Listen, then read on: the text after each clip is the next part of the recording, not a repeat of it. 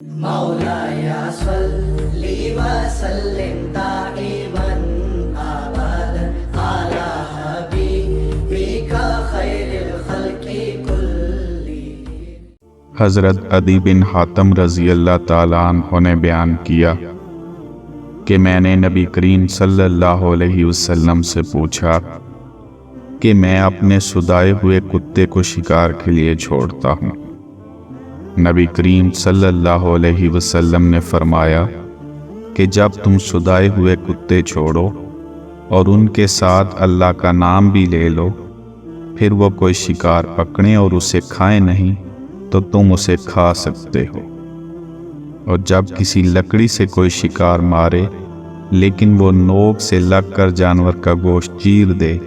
تو ایسا شکار بھی کھاؤ۔